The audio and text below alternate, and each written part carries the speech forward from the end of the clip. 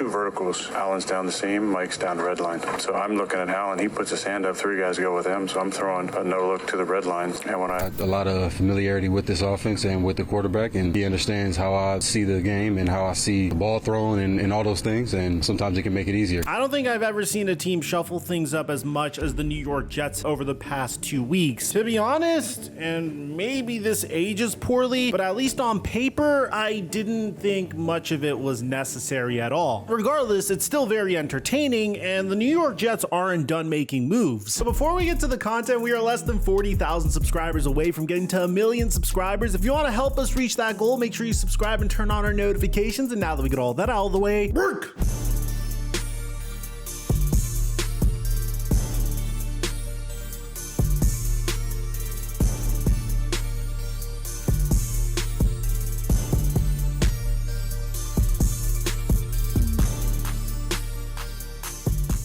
We made $500 on Prize Picks this past Sunday. Unfortunately, a lot of you guys tailed my picks on Instagram and Snapchat, and you guys let me know in my DMs. One of you even made $1,000 from my picks. Prize Picks is giving us another free square, meaning we only need to get one pick correct in order to 3x our money. All Anthony Edwards needs to do on opening night is score 1 point. Fortunately, we've been on a crazy streak, and if you haven't played Prize Picks, download the app or click in the link in the description down below and use my promo code microphone to get $100 when you make an entry of $5 or more. Then follow me on Instagram at @theflightmike or on Snapchat to get my picks for free. And thank you, Prize Picks, for the sponsor. Mic check 1 2 1 2. What's going on, everybody? I've applauded the New York Jets in the offseason because I feel like the New York Jets made some very intelligent decisions throughout the offseason. Their moves made a ton of sense. They had one of the worst offensive lines in the NFL that resulted in Aaron Rodgers getting injured within 4 snaps of his career, so they traded for Morgan Moses. They signed John Simpson to a 2-year, $18 million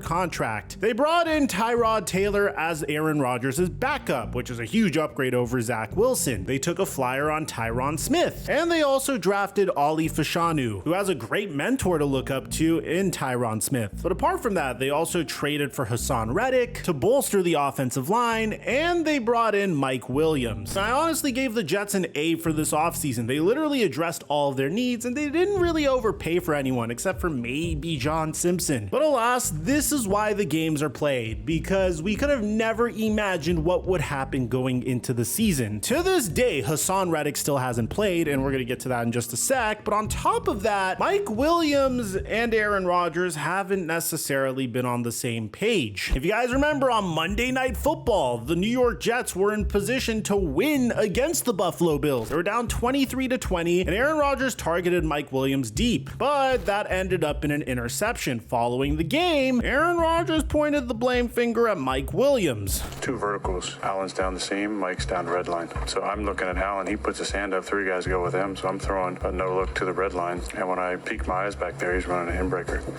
So it's got to be down the red line.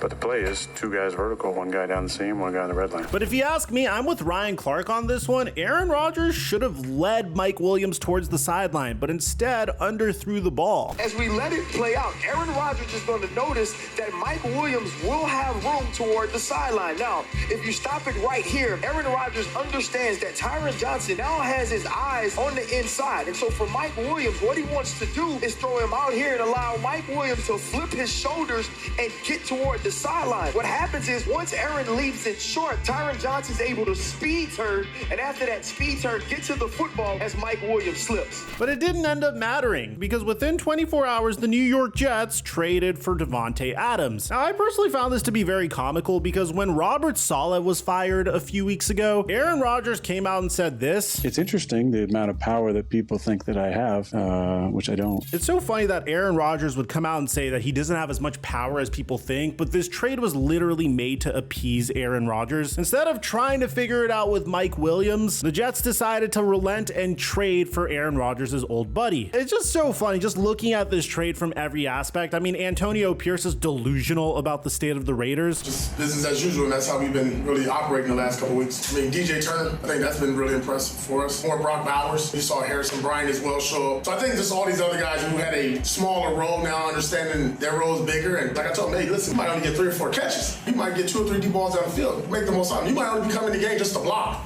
Be the best damn blocker. So everybody understand their role. You never replace an all-pro receiver like Davante, but at the end of the day, we're not trying to. We're trying to be the best versions of ourselves. It's so funny that he thinks he can just move on from Davante Adams and things are going to be okay. And also deluding himself into believing that he's not in a full-scale rebuild because currently Max Crosby is in a lot of trade rumors. I'm not here to rebuild. I'm here to win. So yeah, I'm here to win now. And wherever I'm going to be, I'm going to be here to win. So that's all that matters to me. And if a team was to come out and give the Raiders an offer that they couldn't refuse, then yeah, this team is officially in a rebuild. Especially when you're in the Chiefs division. I mean, at this point, I would just trade all my players for future draft picks and try to have as many draft picks in the 2030 NFL draft class as I possibly could. From a football perspective, I didn't think the Davante Adams trade was really necessary. I didn't think it moved the needle that much. I just felt like the New York Jets needed to get their chemistry right. And I felt like this is something that could have been achieved if, I don't know, Aaron Rodgers was at training camp, which is when players typically build their chemistry with one another. Even at the time, Robert Saleh called it an unexcused absence and said that Rodgers was subject to a fine. And it's just so funny because Robert Saleh had to deal with this and also deal with the fact that Rodgers wanted Nathaniel Hackett and Todd Downing in there because Todd Downing and Nathaniel Hackett were Aaron Rodgers' guys. But at the end, Robert Saleh became the fall guy. Robert Saleh let it lose the team. Aaron Rodgers undercut this man by not coming to mandatory minicamp. Mandatory has always meant the same thing. You know what mandatory means. The moment that Aaron Rodgers did that, Robert Saleh had no control. Boy, this is a bad look on Aaron Rodgers. So it's just so funny that they figured that this was the fix. A team that clearly needed time to gel together and build their chemistry is consistently making new changes throughout the season in hopes of some magic trade fixing everything or some magic firing, despite them having one of the best defenses in the NFL. Now, Davante Adams seems very happy to be on the New York Jets, and as a fan, I think it's going to be very entertaining to see how this works out. Davante explained why things didn't work out with the Raiders. You know, a lot of the success me and Aaron had is because we were on the same page. Him and I, whether it was the signal he gave and we changed the play, or knowing when the ball's going to come out, or understanding that just because they're trying to double team it doesn't mean you're covered. Just because they want to line up, and try to play cover too, we don't just shut it down and move on. Find a way to still make the play work. Because if we're looking for single coverage in order for me to make a play, then I won't be able to make very many plays over the course of a year. Obviously, got a lot of familiarity with this offense and with the quarterback, and he understands how I see the game and how I see the ball thrown and all those things, and sometimes it can make it easier. And he even mentioned what teams he wanted to go to. Pretty much the media had it right, though. It was like Buffalo, Pittsburgh, Saints. Those are the ones that got involved. Those are the ones that I wrote down and handed to the general manager. Those are the ones that were interested, and it just so happened that the Jets were my number one choice. Clearly the most interested in me as well. So Were the Chiefs on the list? Negative.